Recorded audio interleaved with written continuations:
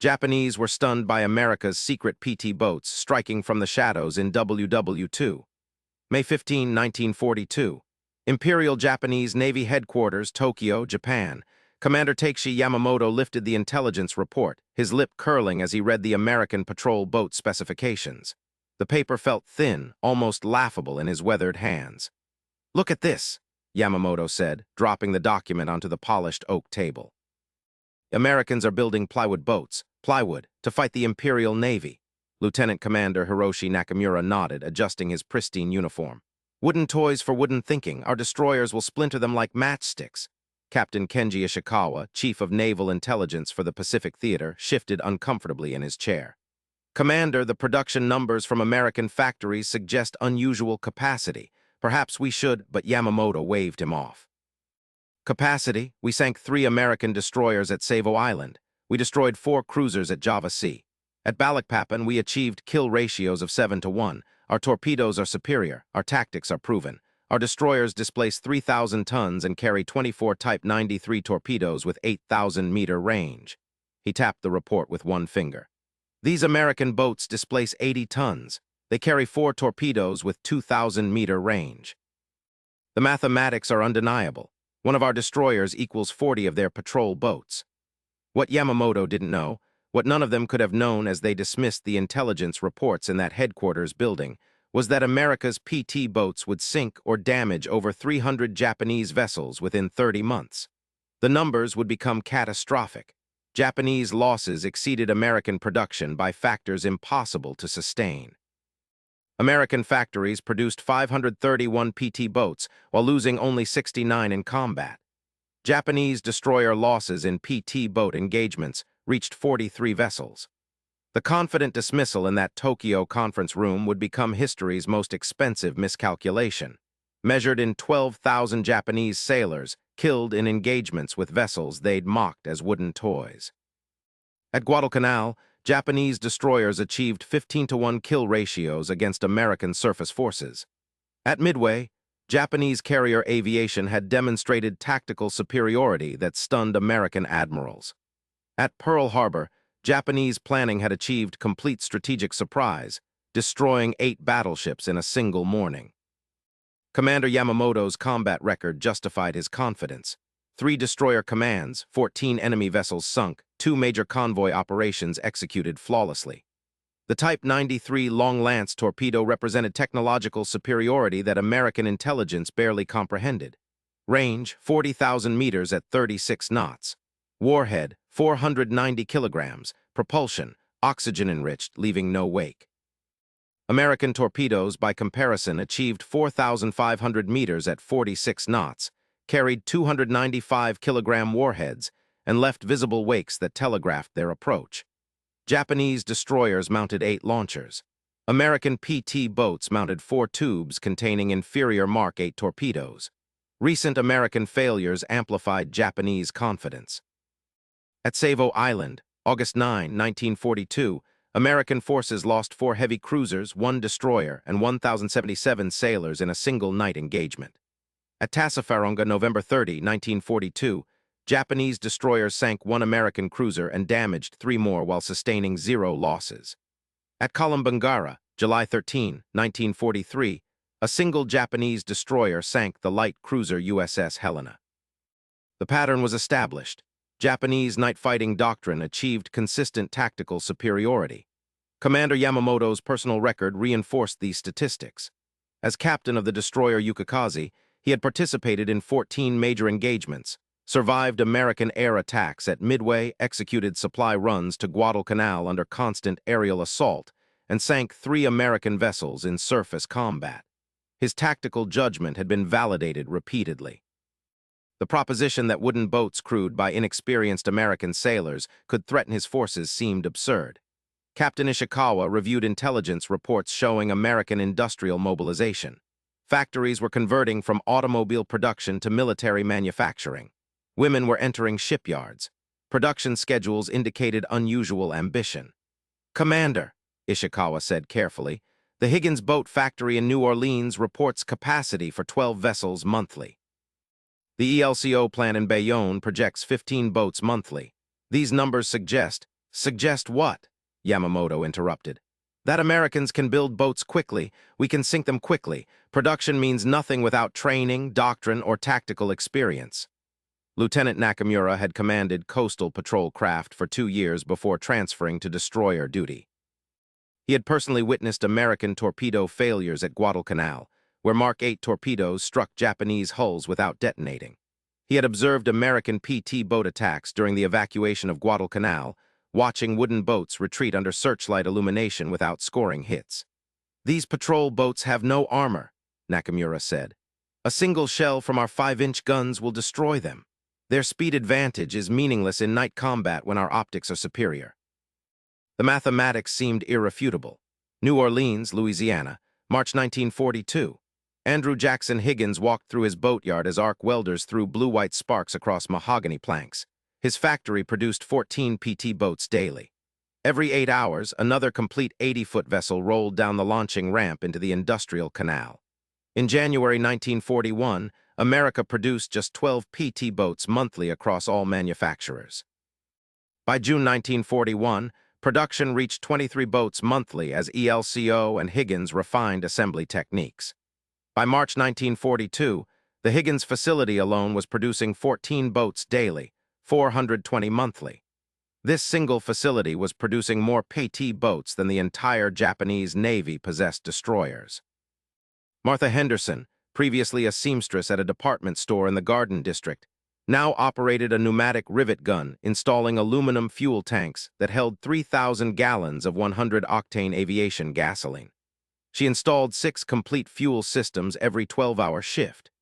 Each system she completed represented more fuel capacity than Japanese destroyers allocated to coastal patrol craft for an entire month. Her individual daily output exceeded the fuel system installation capacity of Yokosuka Naval Arsenal. James Washington, from Baton Rouge, operated a Packard engine installation crane that positioned 3 1,500 horsepower V12 Marine engines into each hull. His single station completed engine installations for 4 boats daily. The total horsepower he installed in one 8-hour shift, 18,000 horsepower, exceeded the combined engine capacity of an entire Japanese destroyer division. Japanese mechanics at Kure Naval Arsenal required 4 days to install engines in a single patrol craft. Washington installed 12 complete power plants in the same time period. Charles Wilson, $1-a-year man from General Motors, managed electrical systems installation. His team wired complete radar systems, radio communications, and fire control instruments in 16 hours per boat. The radar equipment alone, Model SO surface search radar, cost $12,000 per unit. Americans installed these radar systems as standard equipment. Japanese destroyers carried no surface search radar.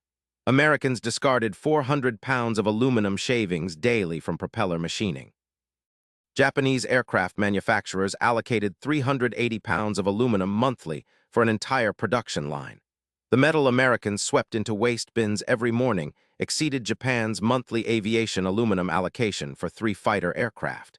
Higgins workers treated aluminum as disposable material. Japanese engineers weighed aluminum components to the gram. The waste from mahogany planking operations exceeded Japan's entire luxury wood allocation. Workers planed mahogany hulls to precise tolerances, creating wood shavings that filled 3 dump trucks daily. In Japan, mahogany was reserved exclusively for Admiralty furniture and diplomatic gifts. The Higgins facility discarded more mahogany and wood waste weekly than Japanese Navy procurement officers saw annually. Workers threw away damaged Packard engines that Japanese mechanics would have rebuilt over months. An engine with scored cylinder walls went into scrap. An engine with damaged crankshaft bearings became recycling material. Americans manufactured these engines faster than they could install them. Japan's entire marine engine production totaled 340 units in 1942. Higgins discarded more rejected engines, 47 units deemed imperfect, than Japanese factories produced in a quarter. The cafeteria discarded more food daily than Japanese military installations in Rabaul received monthly. Workers ate steak, fresh vegetables, milk, butter, and eggs. Leftover food filled waste containers that trucks hauled away every evening. In Rabaul, Japanese soldiers received rice, dried fish, and seaweed. The protein Americans threw away from a single lunch service exceeded Japanese caloric allocations for 200 soldiers for a week. This abundance wasn't rationed or controlled.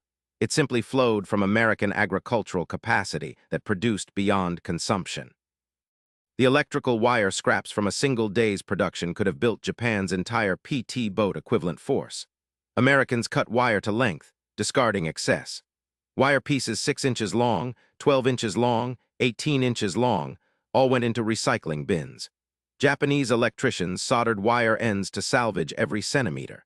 The copper Americans threw away weekly exceeded Japan's monthly copper allocation for all naval electrical work.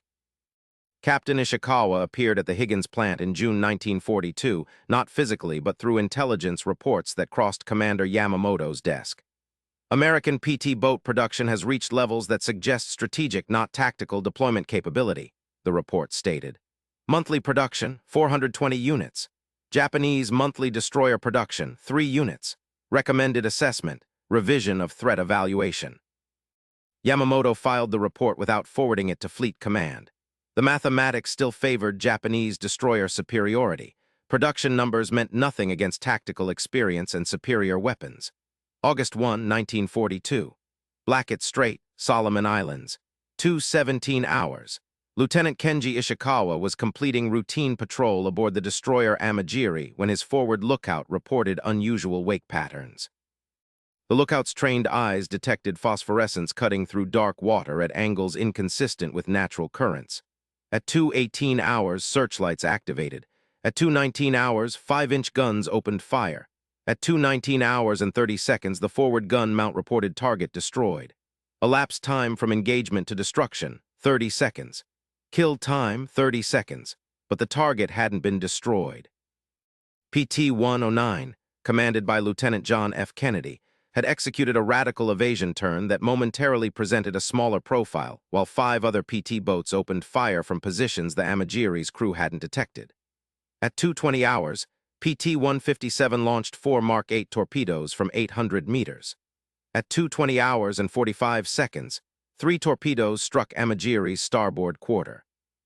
The destroyer's hull plating, designed to resist shell fire, offered no protection against 295-kilogram warheads detonating below the waterline. At 2:22 hours, Amagiri's stern had separated from the hull. Kill time, 120 seconds. At 2:23 hours, PT-162 engaged the destroyer Hatsuyuki from 600 meters. 4 torpedoes launched. 2 struck midships. At 2:24 hours and 30 seconds, Hatsuyuki's magazine detonated. Kill time, 90 seconds. At 2:25 hours, PT-171 launched torpedoes at the destroyer Shiger, 3 hits below the waterline. At 2:26 hours, Shiger capsized. Kill time, 60 seconds. The entire engagement lasted 7 minutes and 15 seconds. Enemy losses, 3 destroyers destroyed, 847 Japanese sailors killed, 0 vessels survived. American losses, PT-109 damaged by ramming, subsequently abandoned. 1 PT boat lost. No American fatalities in the engagement itself. Kill ratio, 3-0 in major combatants measured by vessels destroyed. The ammunition expended in this 7-minute engagement exceeded Japanese monthly allocation for the entire Solomon Islands destroyer squadron. The 37 and 40 rounds fired by 6 PT boats totaled 2,847 shells. Japanese ammunition allocation for coastal patrol craft in the Solomon Islands, 2,400 rounds monthly for all vessels. The engagement consumed more ammunition than Japanese supply officers distributed across 15 patrol boats for an entire month. Americans fired until targets were destroyed, then fired more to ensure destruction. Japanese doctrine emphasized ammunition conservation. This philosophical difference in resource allocation reflected industrial capacity differences that tactical training couldn't overcome. Commander Yamamoto, reading the after-action report in Tokyo 3 days later, noted inconsistencies. 3 destroyers sunk by patrol boats? Impossible. Amagiri reported striking an American vessel.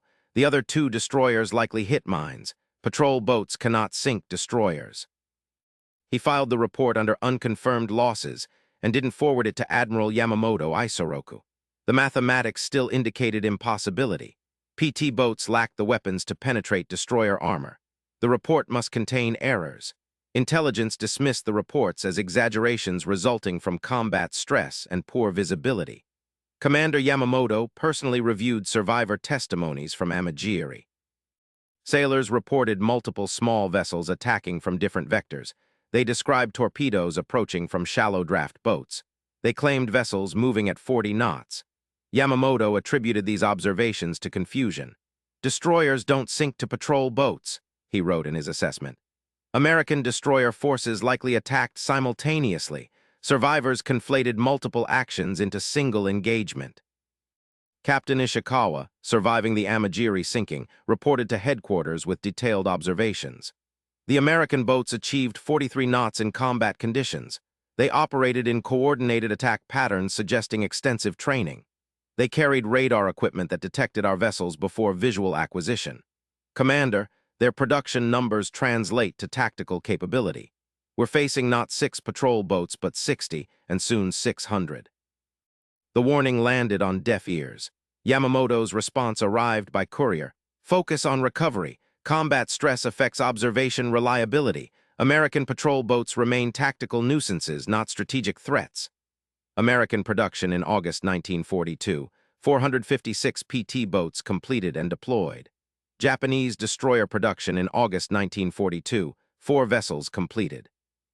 A single American facility, the ELCO plant in Bayonne, exceeded Japan's entire destroyer construction capacity. The Higgins plant in New Orleans produced more PT boats monthly than Japan had destroyers in the entire combined fleet. American torpedo production, 12,000 Mark 8 torpedoes monthly across 3 manufacturing facilities. Japanese torpedo production, 890 Type 93 torpedoes monthly. Americans manufactured torpedoes faster than they could deploy them. Storage facilities in San Diego contained 4,500 torpedoes awaiting shipment. Japan's entire torpedo reserve numbered 2,300 weapons. American aviation gasoline production, 47 million gallons monthly. Japanese aviation gasoline production, 2.1 million gallons monthly. A single American refinery in Texas produced more aviation fuel than Japan's entire petroleum industry. PT boats consumed 100-octane gasoline at rates that would have bankrupted Japanese fuel allocations. Each PT boat carried 3,000 gallons. 6 boats in a patrol squadron consumed 18,000 gallons per mission. Japanese destroyer squadrons allocated 14,000 gallons monthly for all vessels. They tried concentrating destroyer forces. The Americans dispersed and attacked from multiple vectors. They attempted daylight patrols. The Americans attacked at night using radar that detected Japanese vessels at 8,000 meters. They tried aerial reconnaissance. American fighters intercepted Japanese aircraft before they reached patrol areas. They attempted mining American anchorages. American minesweepers cleared channels faster than Japanese mine layers could deploy weapons. September 12, 1942. Vela Gulf, Solomon Islands. 3:48 hours. 4 Japanese destroyers Arashi, Hajikaze, Kawakaze, and Suzukaze entered Vela Gulf carrying supply cargo for Kalimbangara garrison. Commander Yamamoto commanded the formation from Arashi's bridge. Intelligence had reported no American surface forces in the area. The mathematics supported safe passage. 4 destroyers mounting 32 torpedo tubes and 24 5-inch guns against potential patrol boats mounting 16 torpedo tubes total. At 3:49 hours, radar contact. At 3:50 hours, 12 PT boats emerged from Ferguson Passage. At 3:51 hours, torpedo spreads launched from 6 vessels simultaneously. The Americans had tripled their standard patrol strength. At 3:52 hours and 20 seconds, 4 torpedoes struck Arashi below the forward magazine. Kill time, 140 seconds. Commander Yamamoto died in the initial explosion. Elapsed time from engagement to death, 140 seconds. At 3:53 hours, PT boats engaged Hajikaze from 3 vectors. 6 torpedoes struck. At 3:54 hours, the destroyer capsized. Kill time, 60 seconds. At 3:54 hours and 30 seconds, Kawakaze attempted to ram PT-166. The PT boat accelerated to 44 knots faster than the destroyer's maximum speed of 35 knots and evaded while PT-169 torpedoed Kawakaze from starboard. 3 hits. At 3:56 hours, Kawakaze exploded. Kill time, 90 seconds. Suzukaze retreated at maximum speed while firing 5-inch guns blindly into darkness. PT boats pursued. At 3:58 hours, 8 torpedoes struck Suzukaze's stern. At 3:59 hours, the destroyer sank. Kill time, 60 seconds. Total engagement duration, 10 minutes. Enemy losses, 4 destroyers destroyed, 1,240 Japanese sailors killed, including Commander Yamamoto, all cargo lost. American losses, PT-169 damaged by shell fragments, 2 sailors wounded. Kill ratio, 4-0. The ammunition expended in this 10-minute engagement exceeded Japanese monthly allocation for the entire Solomon Islands theater. American 40 rounds fired, 4,200. Japanese 40 ammunition allocation for Solomon Islands, monthly, 3,800 rounds. The engagement consumed more than 1 month's ammunition allocation in 10 minutes. American supply ships delivered replacement ammunition within 18 hours. Japanese supply ships couldn't reach Solomon Islands bases without risking interdiction.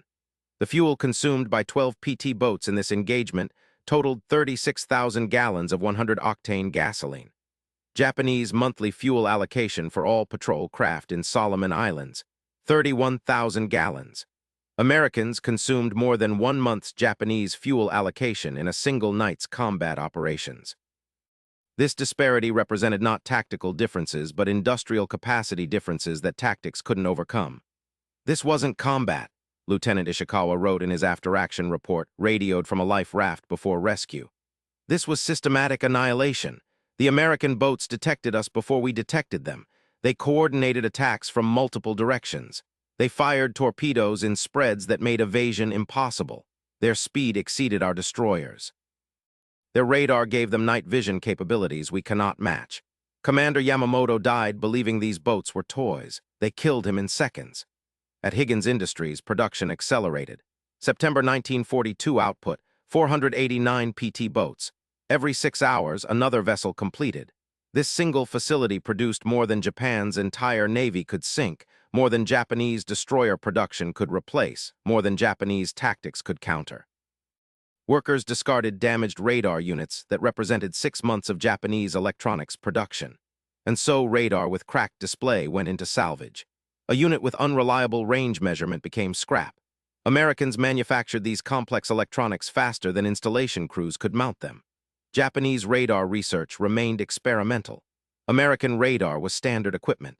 Assembly line workers threw away damaged Packard engines as routine waste management. An engine with piston ring problems went to recycling. An engine with oil pump failure became scrap metal. The value of engines Americans discarded in September, 12 units rejected for minor defects, exceeded Japanese monthly engine production capacity. Americans could afford to demand perfection. Japanese mechanics rebuilt engines that Americans threw away. Cafeteria waste continued to exceed combat rations. Workers consumed fresh beef, chicken, pork, vegetables, bread, milk, and eggs. Food waste from lunch service filled containers that hogs consumed. In Solomon Islands, Japanese soldiers ate rice contaminated with insects, dried fish full of parasites, and seaweed gathered from beaches. The protein Americans fed to hogs exceeded protein Japanese soldiers consumed. This wasn't intentional cruelty. It was abundance beyond Japanese comprehension. Aluminum scrap from a single day exceeded Japanese monthly allocation. Propeller machining created aluminum shavings. Hull construction generated aluminum waste. Electrical work produced aluminum fragments. All went into recycling bins. Japanese aircraft manufacturers measured aluminum in grams. American shipbuilders measured aluminum in tons and discarded tons monthly. The Higgins facility threw away more aluminum in September than Japanese aircraft production consumed in 2 months. Discarded ammunition in testing exceeded Japanese combat allocation. Every torpedo received testing before installation. Torpedoes that ran imperfectly went to rework or scrap. Americans test-fired 340 torpedoes in September. Japanese combat allocation for September, 280 torpedoes across all theaters. Americans used more torpedoes testing weapons than Japan used fighting. This single testing regimen exceeded Japan's entire monthly combat ammunition supply. Captain Ishikawa, rescued and returned to Tokyo for debriefing, presented detailed production statistics to naval headquarters. American PT boat production, 489 boats in September. Japanese destroyer production, 3 boats in September. A single American factory, not their entire industry, one factory produces more PT boats monthly than we have destroyers in the entire combined fleet. Commander Yamamoto died believing American industrial capacity was propaganda. It's not propaganda. It's mathematical reality we cannot overcome through tactics or courage. The report reached Admiral Yamamoto, Isoroku's desk. He read it carefully. He reviewed production figures. He studied engagement reports. He calculated replacement rates. The mathematics had become undeniable. America was producing PT boats faster than Japan could sink them, and those PT boats were sinking destroyers faster than Japan could build them. Continue conventional tactics, the Admiral ordered. Focus destroyer forces on capital ship engagements. Avoid patrol boat concentrations. The war would continue, but the mathematics had shifted. October 1942, Guadalcanal Campaign. Japanese destroyer squadrons attempted supply runs to Guadalcanal under cover of darkness. Americans called these runs the Tokyo Express. Destroyers would race down New Georgia Sound, the slot deliver supplies and retreat before dawn brought American aircraft. The tactic worked initially. Destroyers made 11 successful runs in October's first 2 weeks. Then PT boats arrived in force. 24 boats deployed to Chalagi. Patrol patterns covered every approach to Guadalcanal. Radar provided early warning. Americans waited. October 16, 1942. 2:47 hours. 6 destroyers entered the slot carrying supplies and 900 infantry troops. PT boats detected the formation at 12,000 meters. At 3:15 hours, 18 PT boats attacked in 3 waves. At 3:18 hours, the destroyer Murakumo took 4 torpedo hits. Kill time, 45 seconds. At 3:20 hours, Shirt Yuki took 3 hits. Kill time, 60 seconds. At 3:22 hours, Yamagumo took 5 hits. Kill time, 40 seconds. 3 destroyers destroyed in 7 minutes. The remaining 3 destroyers retreated without delivering supplies or troops. October 22, 1942, 1:56 hours, 4 destroyers attempted the run. PT boats engaged at 2:23 hours. At 2:26 hours, Akatsuki destroyed. Kill time, 65 seconds. At 2:28 hours, Ikazuchi damaged severely, later sank under tow. The remaining destroyers retreated. October 28, 1942, 3:19 hours, 3 destroyers approached. PT boats engaged at 3:34 hours. At 3:37 hours, all 3 destroyers under attack from 20 PT boats. Amatsukaze took 6 torpedo hits. Kill time, 55 seconds. Hatsukaze took 4 hits. Kill time, 70 seconds. Taketsukaze retreated with heavy damage, sank before reaching Rabaul. The Tokyo Express stopped running. Americans had made the slot impassable to surface vessels. Japanese garrison on Guadalcanal began starving. October PT boat actions. 43 engagements, 11 destroyers sunk, 6 destroyers damaged beyond repair, 4,200 Japanese sailors killed, 0 major supply deliveries completed. American losses: 3 PT boats damaged, 7 sailors wounded, 0 boats sunk. The ammunition expended in October engagements exceeded Japanese ammunition production. American PT boats fired 47,000 rounds of 40mm ammunition in October. Japanese 40mm ammunition production in October. 38,000 rounds total, all calibers, all theaters. Americans fired more ammunition in one campaign than Japan manufactured for its entire military. Fuel consumption told the same story. PT boats consumed 890,000 gallons of 100-octane gasoline in October operations. Japanese aviation gasoline allocation for October, all theaters, 2.1 million gallons. American patrol boats alone consumed 42% of Japan's total aviation fuel production. Americans operated PT boats with fuel abundance that Japan couldn't achieve for frontline aircraft. Lieutenant Ishikawa, assigned to destroyer Teruzuki after Amagiri's sinking, participated in a supply run attempt November 3. "We approached Guadalcanal at maximum speed," his report stated. At 2:45 hours, American radar detected us at 15,000 meters beyond visual range. By the time we saw PT boats, they'd positioned across our entire avenue of approach. We counted 16 boats. They attacked in coordinated waves. Our 5-inch guns couldn't track targets moving at 45 knots and turning radically every 20 seconds. Their torpedoes came from all directions. Teruzuki took 3 hits. We were dead in the water within 90 seconds. I survived because the ship sank slowly enough for abandoned ship procedures. 260 sailors didn't. At ELCO's Bayonne facility, production reached peak efficiency. November 1942 output, 523 PT boats. The facility operated 24 hours daily, 3 shifts. Workers installing engines at midnight. Workers mounting torpedoes at 400 hours. Workers testing radar at dawn. Every component arrived on schedule. Every process followed templates refined through hundreds of repetitions. Every boat met specifications that exceeded Japanese destroyer capabilities in specific parameters: speed, radar range, torpedo salvo density. Sarah Mitchell, previously a schoolteacher from Newark, operated engine testing equipment that measured horsepower output, fuel consumption, and reliability under load. Her testing station processed 5 engines per shift. Each engine she approved for installation produced 1,500 horsepower. Japanese destroyer engines produced 2,000 horsepower per unit, but weighed 4 times as much and consumed twice the fuel. American engine technology achieved power density Japan couldn't match. Mitchell's individual daily output testing capacity for 7,500 horsepower exceeded Japanese marine engine testing capacity for their entire naval arsenal. Robert Chen, from San Francisco, managed torpedo loading operations. His team handled 40 torpedoes per shift, installing 4 per boat into 10 boats. The torpedoes weighed 2,200 pounds each. Loading equipment lifted, positioned, and secured each weapon in 12 minutes. Japanese torpedo loading required 40 minutes per weapon using manual handling and simple hoists. Chen's single-shift operation installed more torpedoes than Japanese naval bases installed across all facilities in a day. Henry Ford II, $1-a-year man managing production scheduling, coordinated supply chains that delivered 47,000 components daily to maintain production pace. Engines arrived from Packard. Torpedoes arrived from Newport. Radar arrived from Raytheon. Aluminum arrived from Alcoa. Plywood arrived from lumber mills. Every component synchronized to production schedules measured in hours. Japanese supply chains measured deliveries in weeks or months. American logistics operated at tempo Japan couldn't match. Americans discarded damaged torpedoes that Japanese arsenals would have rebuilt over months. A torpedo with gyroscope problems went to disposal. A torpedo with depth-setting mechanism failures became scrap.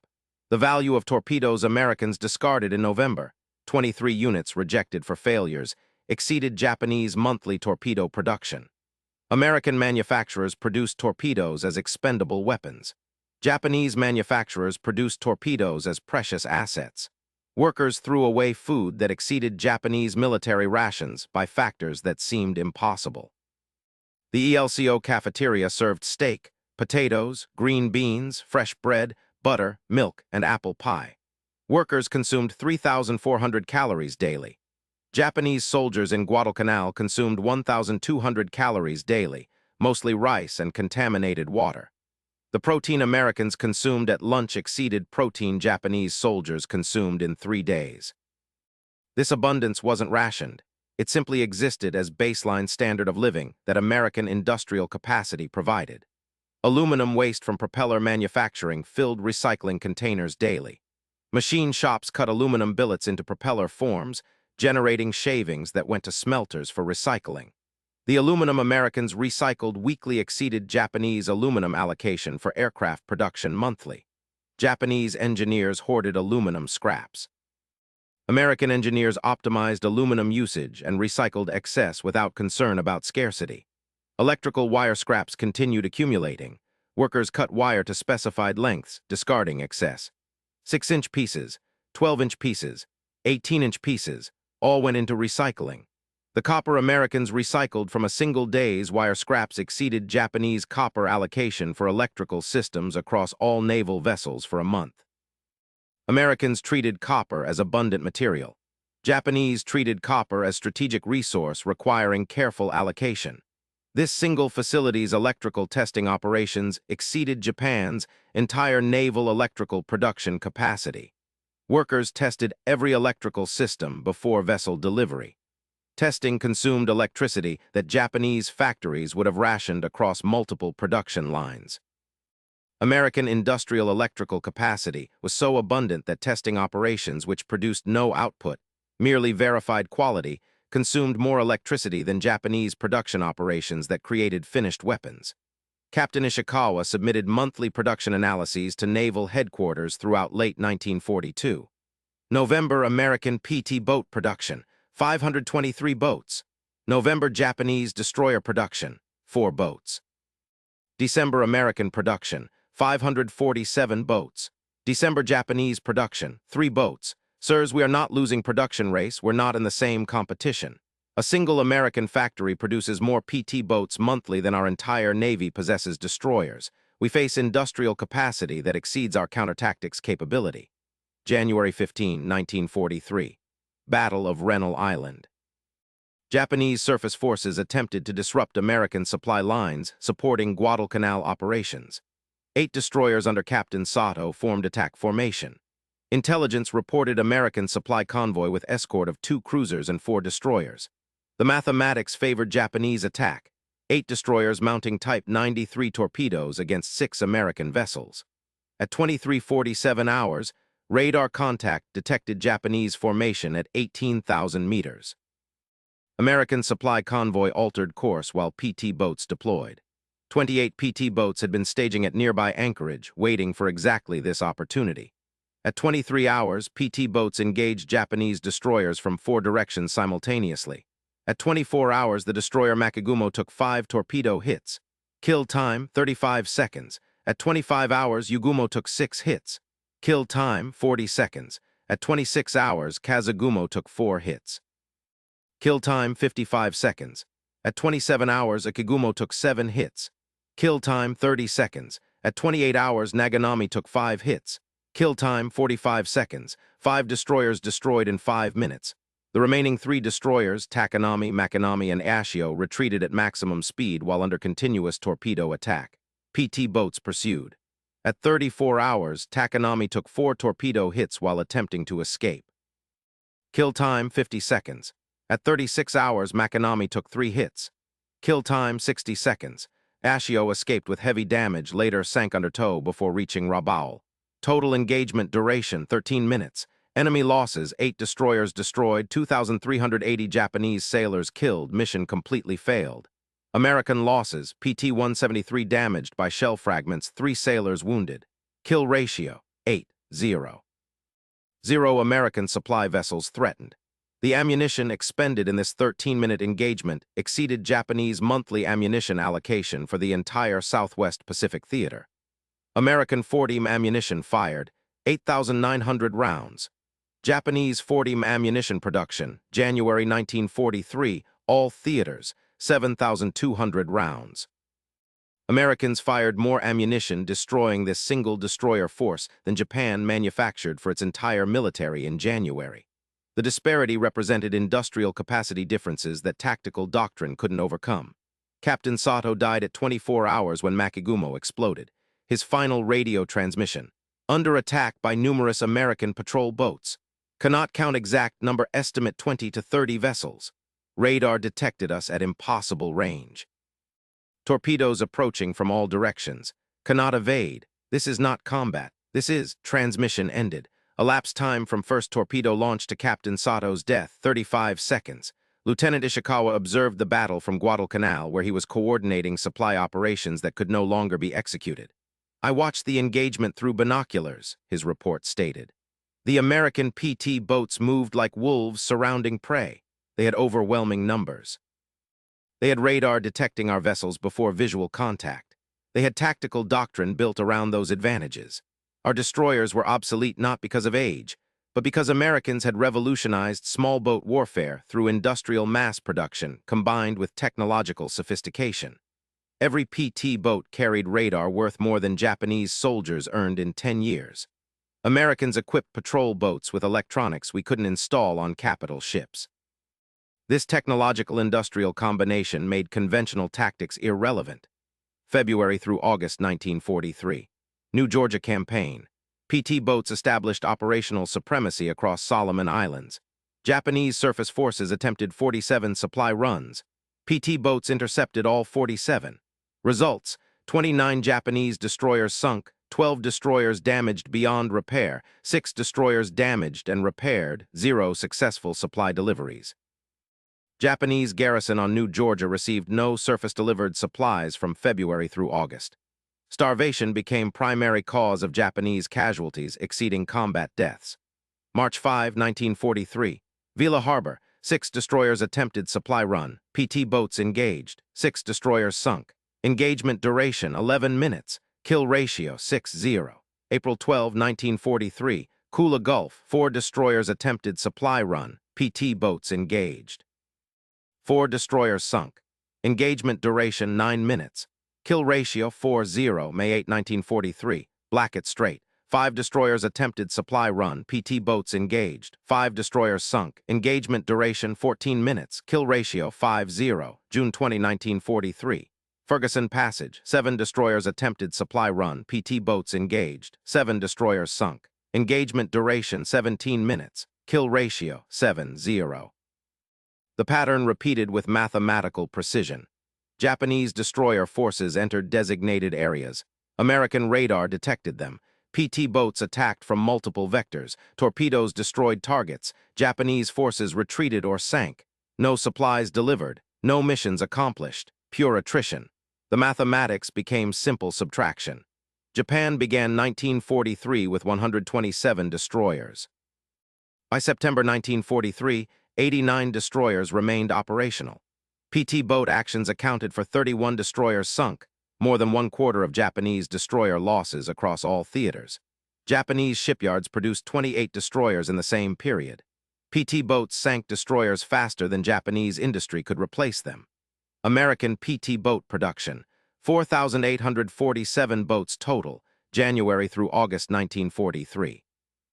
Japanese destroyer production, same period, 28 boats. A single American factory produced more PT boats in 1 month than Japan produced destroyers in 8 months. The industrial disparity had become so extreme that tactical comparisons were meaningless.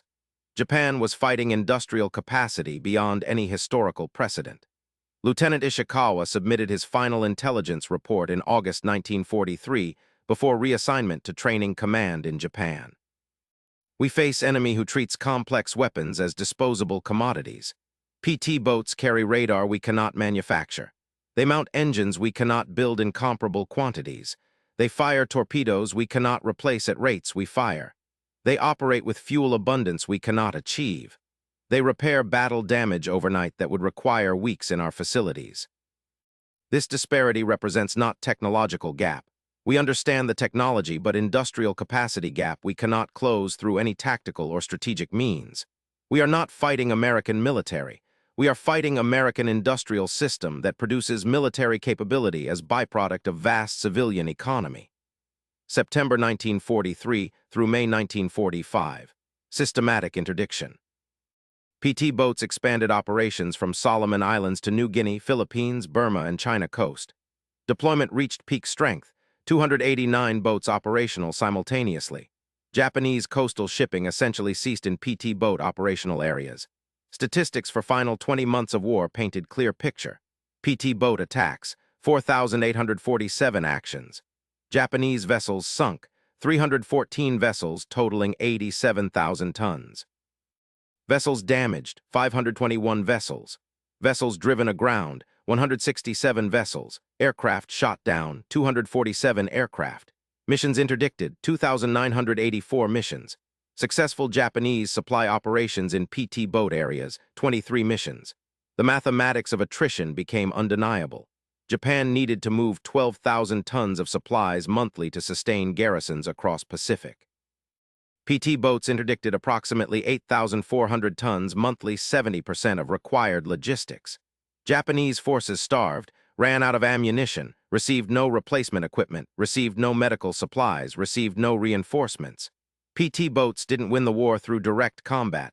They won through systematic logistics interdiction that made Japanese defensive positions unsustainable.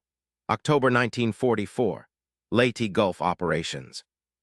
PT boats played supporting role in largest naval battle in history. While battleships and carriers fought main engagement, PT boats hunted Japanese destroyers and cruisers attempting to retreat through Philippine channels. Results: 17 destroyers sunk, 4 cruisers sunk, 11 destroyers damaged. October 25, 1944. Surigao Strait. Japanese Southern Force attempted to break through to attack American landing forces. Battleships and cruisers conducted main engagement. PT boats operated on flanks. At 3:47 hours, PT boats engaged damaged Japanese cruiser Megami attempting to escape. 24 torpedoes fired, 11 hits. Megami sank at 3:51 hours. Kill time 240 seconds. At 4:12 hours, PT boats engaged destroyer Asagumo. 14 torpedoes fired, 7 hits. Asagumo sank at 4:14 hours. Kill time 120 seconds. At 4:39 hours, PT boats engaged destroyer Yamagumo. 18 torpedoes fired, 9 hits. Yamagumo sank at 4:41 hours. Kill time 120 seconds. The pattern continued through dawn. Japanese vessels attempting to escape encountered PT boat patrols positioned across every channel. Americans had deployed 64 PT boats covering withdrawal routes. No Japanese surface vessel escaped undamaged. The systematic positioning represented tactical doctrine refined through 2 years of combat experience combined with radar technology allowing night operations and industrial capacity allowing overwhelming numerical superiority. March 1945. Okinawa Campaign.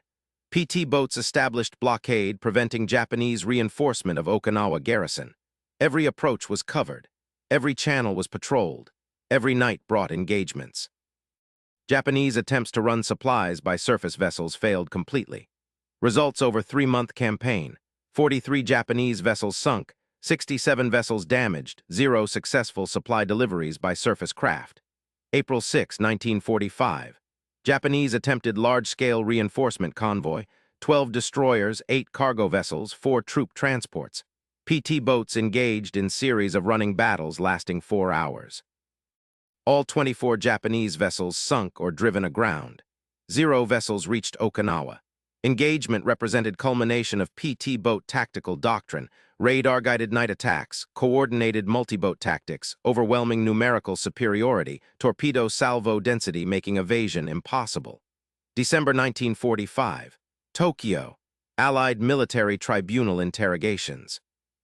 Captain Kenji Ishikawa, survivor of Amagiri and Teruzuki sinkings, witness to multiple PT boat engagements, testified before Allied naval intelligence officers. His testimony provided Japanese perspective on American PT boat operations. We were not defeated by better soldiers but by better factories. American PT boat production, 531 boats built. Japanese destroyer production, entire war, 63 boats. A single American factory, the Higgins plant in New Orleans, produced more PT boats in 1 month than Japanese shipyards produced destroyers in 6 months. We understood torpedo tactics. We trained night fighting doctrine. We developed countermeasures. None of it mattered against industrial capacity producing PT boats faster than we could sink them and equipping those boats with technology we couldn't manufacture in comparable quantities. Lieutenant Nakamura, survivor of Guadalcanal campaign, testified. I saw 8 engagements between destroyers and PT boats. Japanese destroyers won 0 engagements. Not because of poor training or tactics, our crews were experienced, our officers skilled, our equipment functional. We lost because Americans had radar detecting us before visual contact. They had numerical superiority, 3 PT boats for every destroyer. They had fuel abundance allowing sustained high-speed operations. They had torpedo abundance allowing saturation attacks. They didn't just outproduce us. They revolutionized production itself, applying assembly line techniques to complex weapons that we built individually. Admiral Kondo, former commander of Southern Force, testified, "We brought swords to a gun factory." Americans didn't merely have more weapons, they had industrial system producing weapons as byproduct of economy beyond our comprehension. Their excess capacity exceeded our maximum effort. PT boat cafeterias served better food than Japanese officers received. PT boat maintenance facilities had better equipment than Japanese naval arsenals. This disparity represented not mere quantitative difference but qualitative transformation of warfare itself. Commander Tanaka, survivor of multiple PT boat engagements, testified. They could lose 100 PT boats and replace them in 2 weeks. We lost 1 destroyer and couldn't replace it for 3 months. This mathematics made attrition warfare unwinnable. Americans fought with industrial abundance that treated complex weapons as expendable items. We fought with scarcity that made every weapon precious. These are incompatible approaches to warfare. Abundance always defeats scarcity given sufficient time. Production statistics stated by multiple Japanese officers painted consistent picture. American PT boat production, total war, 531 boats. Japanese destroyer production, total war, 63 boats. Single American factory monthly production, 45 boats. Entire Japanese destroyer industry monthly production, 4 boats. American torpedo production monthly average, 8,400 torpedoes. Japanese torpedo production monthly average, 690 torpedoes. American aviation gasoline production monthly average, 52 million gallons. Japanese aviation gasoline production monthly average, 2.3 million gallons. American aluminum production monthly average, 170,000 tons. Japanese aluminum production monthly average, 7,200 tons. The industrial disparity was so extreme that tactical comparisons became meaningless. Japan was fighting not American military but American industrial system that produced military capability as fractional output of vast civilian economy that simultaneously supplied abundant consumer goods, maintained high living standards, and exported resources to allies. Philosophical coda, the PT boat proved that democratic industrial systems outperform authoritarian systems in sustained warfare. Free workers at Higgins Industries produced more boats than forced labor in Japanese shipyards. Democratic cooperation between manufacturers, Higgins, ELCO, Packard, Raytheon exceeded totalitarian command economics that centralized decisions and stifled innovation. Industrial abundance buried ideological superiority under tonnage of aluminum, forests of mahogany, rivers of gasoline, mountains of ammunition that free markets produced more efficiently than command economies. The pattern repeated across all military production categories. American factories produced 88,410 tanks, while Japanese factories produced 6,450 tanks. American factories produced 324,750 aircraft, while Japanese factories produced 76,320 aircraft. American shipyards produced 175 aircraft carriers, while Japanese shipyards produced 25 carriers. Every category showed similar disparities, factors of 10 to 20 favoring American production. These disparities represented not mere quantitative differences but qualitative transformation. Americans fought with abundance that treated complex weapons as expendable commodities. Japanese fought with scarcity that made every weapon precious.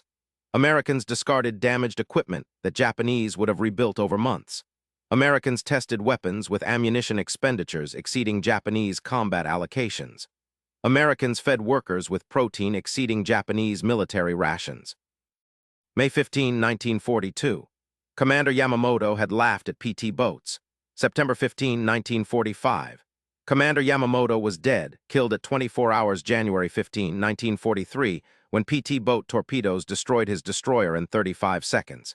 His mockery became history's most expensive miscalculation.